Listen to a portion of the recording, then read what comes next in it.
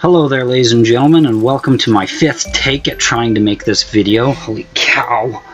I'm trying to force myself to teach you guys another form of curvilinear perspective, and I'm driving myself crazy as I'm morbidly depressed watching my life crumble into shambles, and there's nothing I can do about it. So I'm in a horrible mood, and I'm not thinking clearly, and I'm trying to get this done, and trying to get it done as entertaining as possible. So I hope my misery is entertaining at least. Anyway, so last video I showed you guys a form of curvilinear perspective which involved 5 vanishing points, right? And all the vanishing points that were vertical, they went from the zenith to the nadir to the top and bottom. And the reason for that is this form of vanishing, this form of perspective involves a full 180 degrees. So this is 180 degrees horizontally, 180 degrees, and 180 degrees going vertically as well. Okay, so this is you looking up. If you're looking up at this vanishing point, you are looking up. If you're looking at this vanishing point, you are looking down. Okay, and so all the horizontal lines that are parallel to your shoulders, they go from the east to the west vanishing point, right? And so that's a whole one, that includes the content that's a full 180. The lines that go from this vanishing point to this vanishing point is this form of 180, going straight up and straight down. All right, and all the lines that are going off and towards the distance are going towards the north vanishing point. So that is what we covered in our last tutorial. Now some people may have a problem with the idea of, oh hey, I don't want to draw a picture that's going to be a big circle. And yeah, I can understand how that could be irritating and all, but the thing is that there are some benefits to having it a big circle. But if you don't like it, you can learn forms of typography and just, you know, kind of outside of this circle, go ahead and kind of cause a different form of distortion going on, and that'll help you out quite a bit. But good luck finding a cartographer or anything that can teach you cartography to do that, because it's pretty freaking difficult to meet one. Yeah, I'm in the process of trying to figure that part out myself, but oh well. This form of curvilinear perspective, there is a way how to do 4-point curvilinear perspective with a circle, but I'm not going to show you that because some people may have a problem with the circular grid. So we are going to create basically this. This is how the picture plane basically works. Okay, so this is going to be the side view. Okay, side view. Okay, so this is the side view, and let me go ahead and select this real quick, copy paste, and then Control T and move this sucker down, pressing Shift. Awesome. Control E will merge those layers. Control Shift A will deselect. Alright, so we go ahead and we draw a cylinder. Alright, and I'll also include a top view. Okay, so top view. Okay, so this is your head, this is your nose, so you're looking that direction, and these are your shoulders as soon as the computer cooperates with me. And okay, so that's your picture plane right there. Well, let's get it done right. So that's your picture plane right there. Okay, and let me pull out my brush and then erase this line if I can. Okay, Control Shift A. Okay, and why would it do? Okay. For some reason my computer is super laggy today, and I have no idea why. So that's your picture plane right there. Picture yourself standing inside of a cylinder. Okay. And on the interior of this cylinder is a drawing, okay?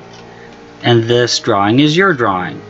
And if you were to start spinning around and do a full 360 degrees, basically you're going to see some weird stuff where the perspective is going to be changing. If you've ever taken a panoramic image inside of, say, a shopping mall or inside of a Walmart or something like that, you'll see some really cool images. It'll look really unique. And that's basically what I'm going to be showing you right now, how to get the same sort of panoramic image that your smartphone is able to do and make sense of it.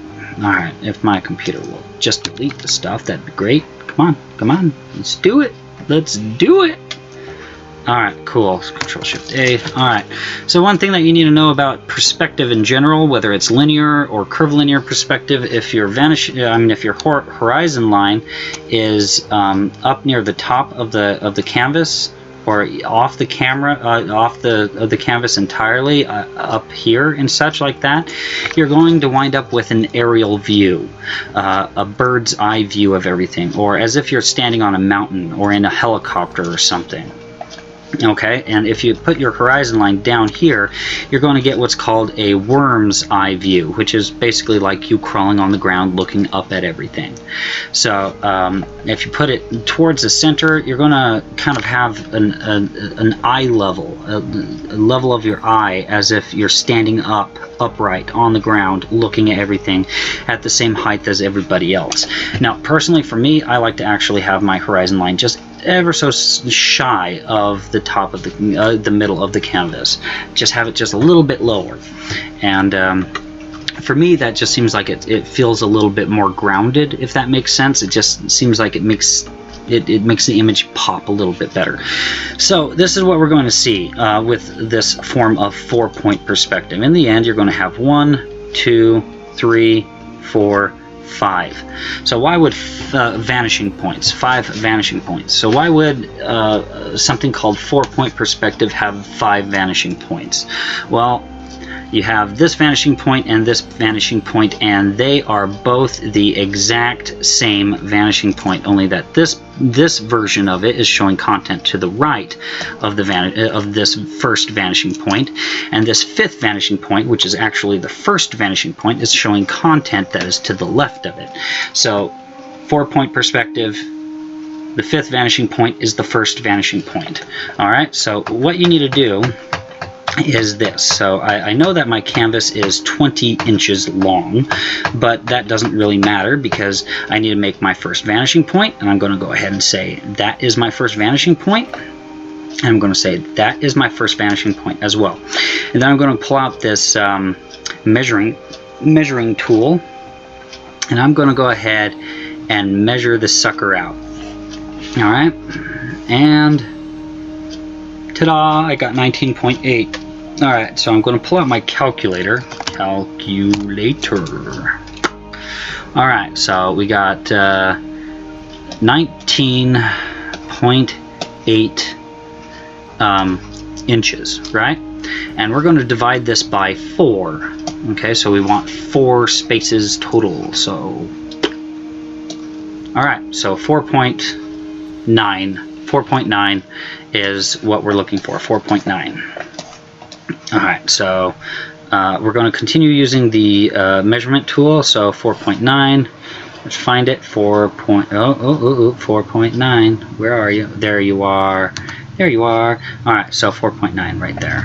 And then we're going to go ahead and use the measuring tool again, 4.9, 4.9 right there. Pull out the brush, boom. Okay, and then pull out the measuring tool, 4.9. Come on. 4.9 right there. Pull out the measuring tool once again, and it should be 4.9 from here to here. And for some reason, 4.9 and 5 is pretty much the exact same thing, so that's good enough. Alright, so what we're going to do is we're going to use the assistant tool. And basically this is how, just as a quick visual, this is how it works. You have, picture you have 2 of those, like with my previous tutorial, I showed you you have your circle, right? And you have your zenith, nadir, and your 2 vanishing points and 1 in the center, okay? Now, let's go ahead and just picture this for a second. You've got a really big circle, okay? For some reason, it's acting really weird, okay? Okay, yeah, that's gonna work. Okay, so... Okay, you got your really big circle, and what you got here is your east vanishing point right here, and then you have your west vanishing... Why did I do it that way? Your west vanishing point here, and your east vanishing point right here, and your north vanishing point here, right? And then go ahead and picture you got another one right here. Come on, just what is going on, computer? So go ahead and picture, oh my gosh, go ahead and picture yet another one right here, okay? And so what was once the north vanishing point is now the west vanishing point. And what was once the east vanishing point is now the north vanishing point. And then you got your east vanishing point. Okay? So, pretty interesting. And then you got one more, which basically is this, where... Okay, if I can get this to cooperate with me. So this is essentially the exact same thing that I showed you, where everything is a big circular type of grid system, and it doesn't stop there quite, actually. So these are now no longer applicable. This is now the west vanishing point, and this is the north vanishing point. Come on, computer. Yeah, north, and this is the east, and it doesn't stop there. I mean, we got another vanishing point right here. So this is how it's working out. This is basically what we're constructing, a bunch of those circular sort of grids. Only that we don't have a zenith and nadir vanishing point up here. Okay, I mean, I guess we could if we really wanted to, but yeah. Now, this form of cylindrical 4-point perspective that I'm going to show you also, want to keep in mind, is this. There's 2 different ways of doing the cylindrical 4-point perspective. I'm going to show you the easiest way to do it. However, you run the risk of having a lot of distortion in the image. But, you know, we need to take baby steps. We need to show you the easiest way to do it first, and then show you the more complicated ways later. Alright, so I'm going to change my color to red, a dark red, and I'm going to go ahead and use my fisheye point perspective, and I'm going to put a vanishing point right there on my first vanishing point, and put it on my third vanishing point right there. And let's just go ahead and place it there. Let me make sure that this is perfectly horizontal. Alright, and make sure, I'm just going to go ahead and just make it a perfect circle, because that makes me feel wonderful. Alright, so we got that, and we're going to go ahead and start constructing the sucker. Alright, so these are lines that are a full, basically 180 degrees, I guess. I don't know, like, kind of hard to really say, because like I've been drawing curvilinear perspective for the last few weeks, but yeah, these are all horizontal lines right here. They're also straight lines, is basically what I'm trying to say. They're all straight, and it's not that they actually curve, it's because you're looking from one shoulder to the next, is what it is. Okay? Yeah, this is a full 180 degrees, so right here to here is another 180 degrees, so that makes a 360 degree image. So yeah, what I'm saying is applicable. So yeah.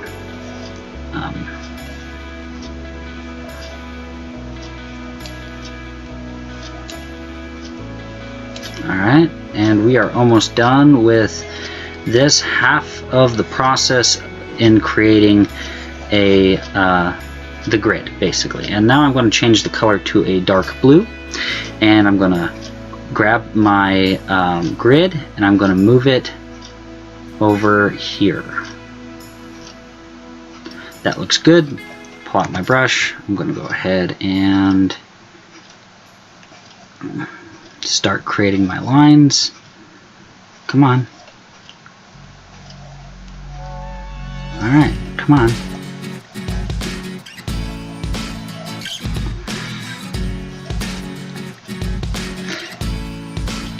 Alright, that looks good.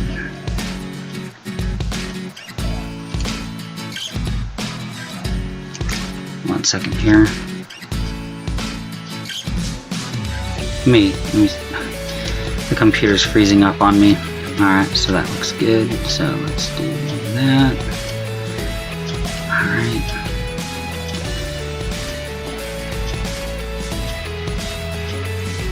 And the computer's freezing up on me again. Come on. Come on.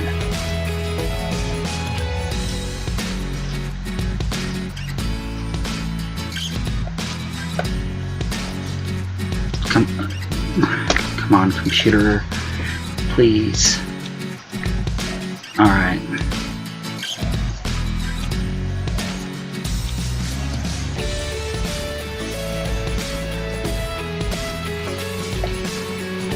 And for some reason it's stuck on the hand tool.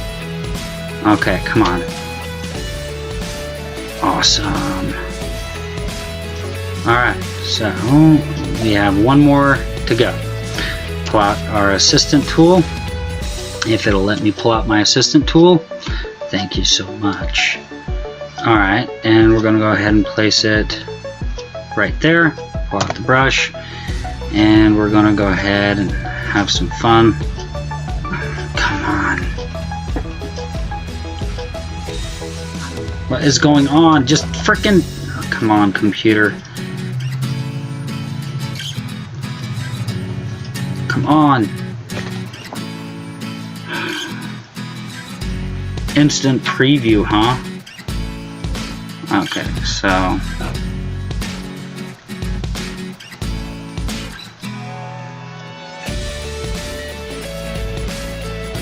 Oh my goodness, it's just taking so long. I'm so sorry, guys.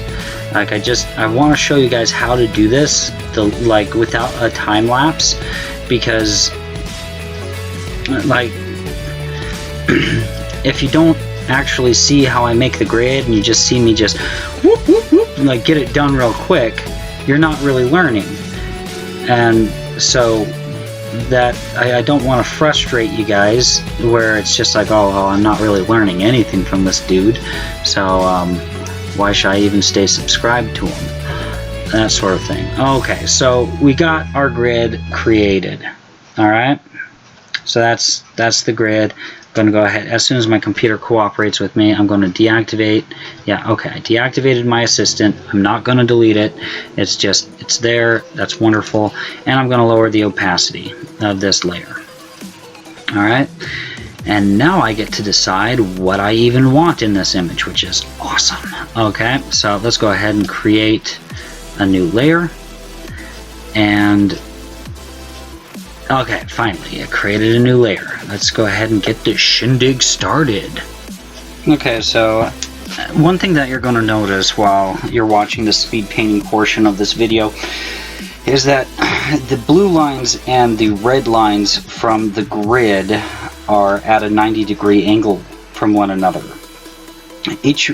Regardless of whether they're red or blue, they are horizontal. It's just they're juxtaposed from each other at a 90-degree angle. And as I draw these houses, you'll see which guidelines I'm using to refer to as the lines that are going away at any given moment in time.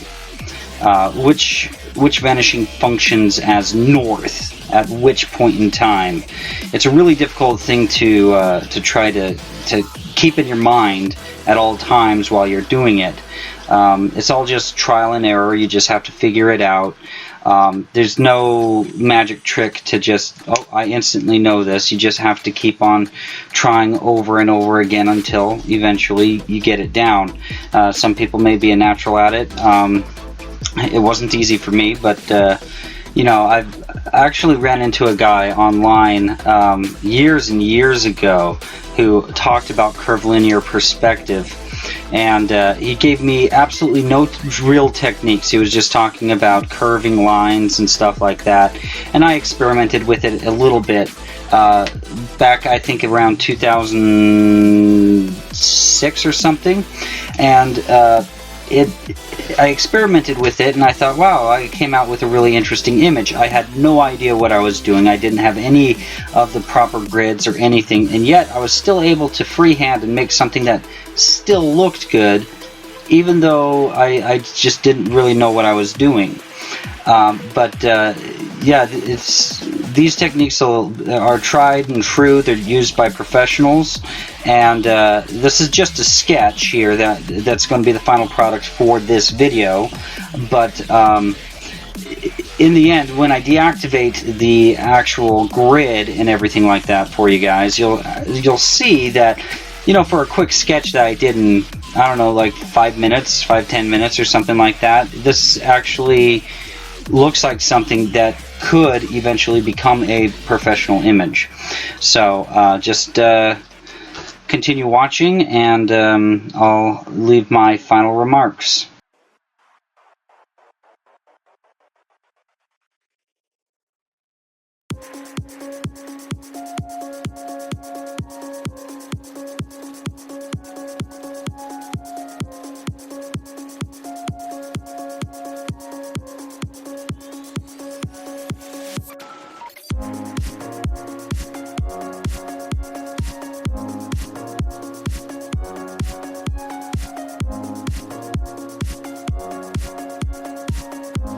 Okay, so I just done a sketch here, and I suppose I'm gonna revisit this image later. So this whole road right here, right? This road is not curved, okay? If you were looking straight at this road, the image would be straight. Like this road would be completely straight if it was linear perspective. But since you're able to look to your right, you're able to see this, okay? And since this is right behind you, this is if you're standing in the middle of this road, okay? And you turn around, this is behind you, this is in front of you, okay? And that's why this is a full 360 degrees. Now if you notice, I drew this, like, this is just a sketch, of course, but earlier, okay, so I drew this right here, this box looking thing,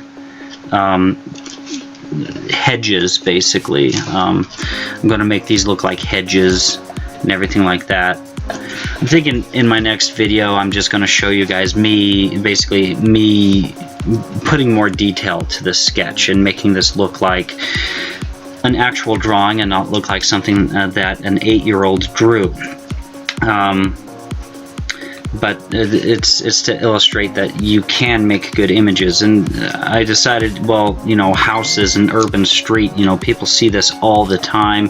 People are able to relate with this. They're able to picture this a hell of a lot easier than if I were to draw some big elaborate city and everything like that. So I've gone ahead and drawn a nice little urban city. And so here I have a hedge right here, okay? So here's a hedge.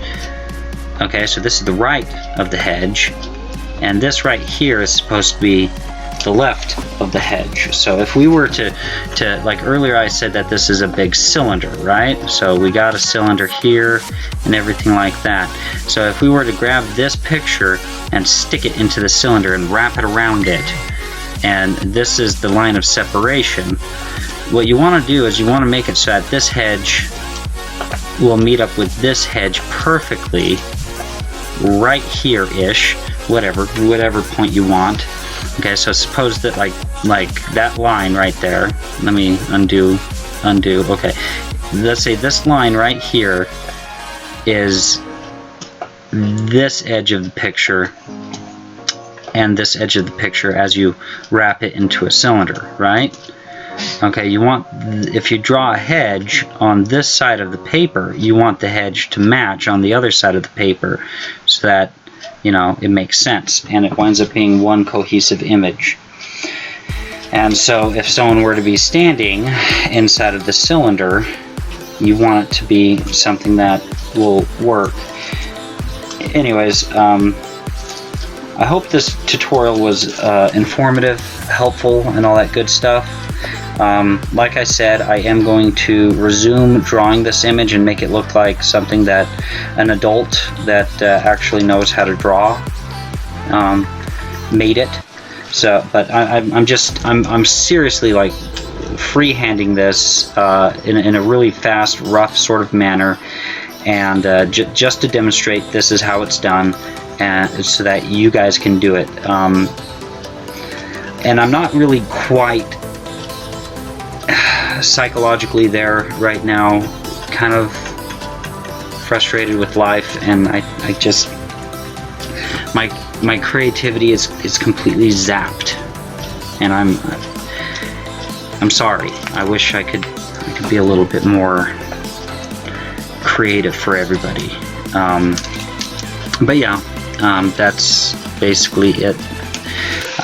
If you guys like this tutorial, please like, share, and subscribe, and have a great day.